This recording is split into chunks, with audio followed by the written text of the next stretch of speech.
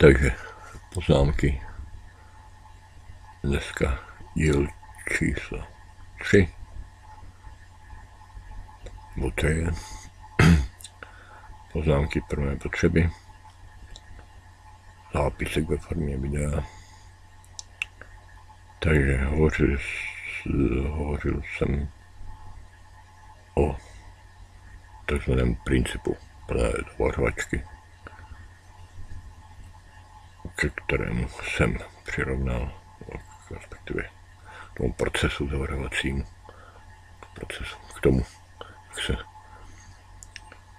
cpe prostě to ovoce nebo další plody zahrad a umění, jak se spou do těch zavařovaček, tak jsem přirovnal to, jaké rychlosti a jakým způsobem víceméně musíme jednotlivé naše zážitky a další segmenty našich jednotlivých vývojových etap pozemských zde na Zemi, respektive zde na Zemi prostě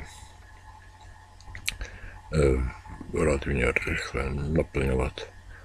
Nemáme většinou čas nějak zaobírat nějakými drobnostmi,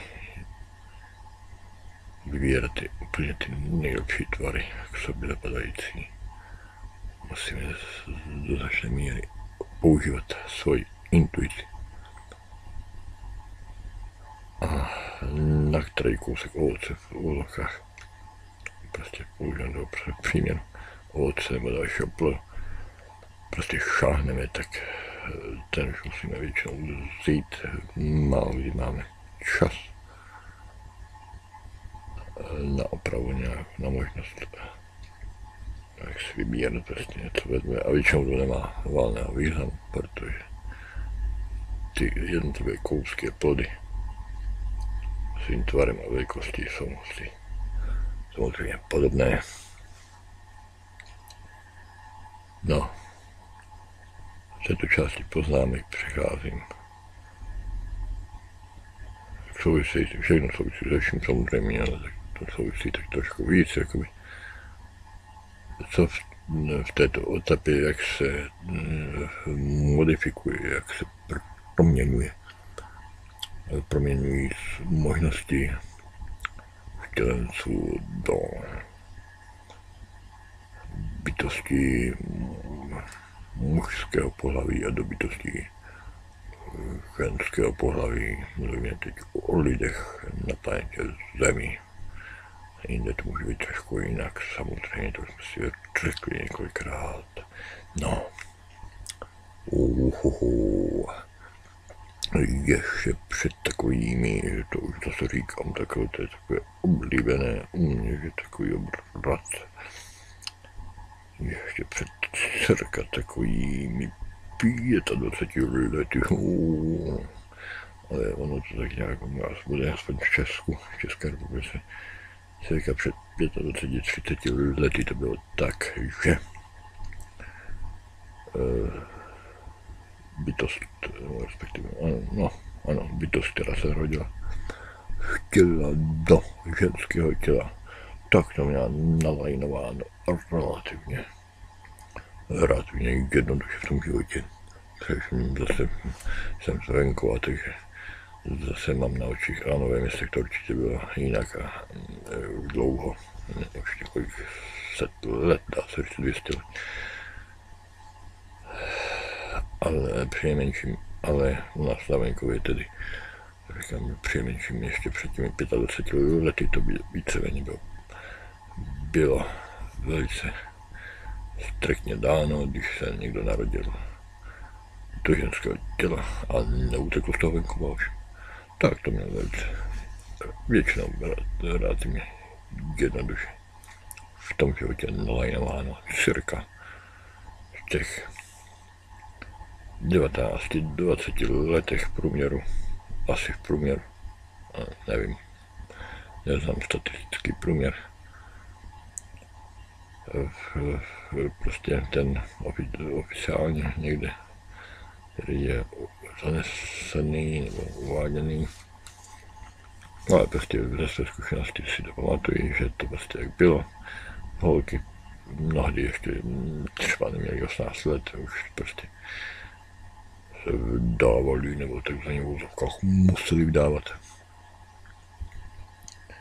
No, prostě myslím si, že průměr mohl být tak kolem těch 20 let, což je cirka o 10 let. Prý o 10 let. Méně než je tu dneska. Nebudu teď spekulovat, jestli je to dobře, nebo proč by to mělo být jinak a tak dále, to nechám dalším. A jestli to přirozené nebo nepřirozené, zastávám názor, že to, co se děje, tak je nějakým způsobem přirozené, ale protože jinak by se to nedělo, že ale nebo spekulovat prostě jako co všechno. Jedno, možná u jednotlivých záležitostí, ale ne tak všeobecně. Prostě no, Metatron se nám ukázal. No. Tak. Takže poprosíme svatého Metatrona o pomoc v rodu. On jako vládce moudrosti nechtě nám nakloněn. Nechtě nám nakloněn 5, 5, 5, 5. Takže bytosti vtělené do ženského těla. No, Saměnkové alespoň. A myslím si, tak víceméně všeobecně v tomto státě ještě před cirka těmi 25 lety to měli relativně jednoduše prostě dáno. Cirka v těch. No a Slavenkově zase to bylo ještě asi dříve. Ve městech možná o nějaký rok později, ale prostě tím 18. až 23. rokem se většinou vdali. Většinou měli alespoň za 17 na venkově přinejmenším 2-3 děti. Mnohdy více, samozřejmě, což to myslím, jako, že je dobře, ale zase nechci rozvádět v této souvislosti. Prostě 2-3 děti byla taková přinejmenším, jak se říká, klasika. Takže žena většinou zůstává s těmito dětmi doma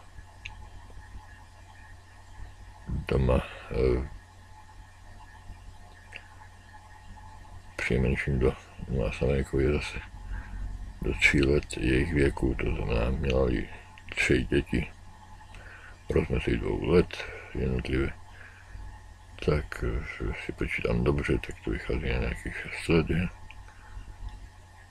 Přinejmenším 6-7 let prostě strávila prostě v domácnosti, potom se budeme povídat většinou. Jelikož tedy buď byla něčím vyučena, nebo na nejvíc měla nějakou maturitu. Takže zase na venkově mnohdy nesehnala odpovídající, aspoň odpovídající místo nějaké zaměstnanecké, které by odpovídalo i tomu SŠ, vzdělanostnímu stupni takzvaně. Tak prostě chodila do práce a po práci prostě měla tu druhou směnu, jak se říká, doma. Nechci rozebírat, jestli to bylo ve městě horší, nebo na venkově horší, ale spíš na venkově to měli těžší všeobecně, nejen že ženské do ženského děla vtělené bytosti, ale i muž do mužských těl vtělené bytosti. Měli to na venkově mají, myslím, dodnes těžší v mnoha oblastech. Takže neměla především ta žena nějak v tom životě zrovna moc možností jakoby získávat nové poznatky, nové zkušenosti, nějak neobvykle, nějak se rozvíjet, než prostě opravdu mateřsky a žensky. A teď to ucvakneme, 60. minuta. Jestli jste mě někdo sledovají, miluji vás, dobří lidé, vy nedobří se polepšete, ať se můžete. I také dobře.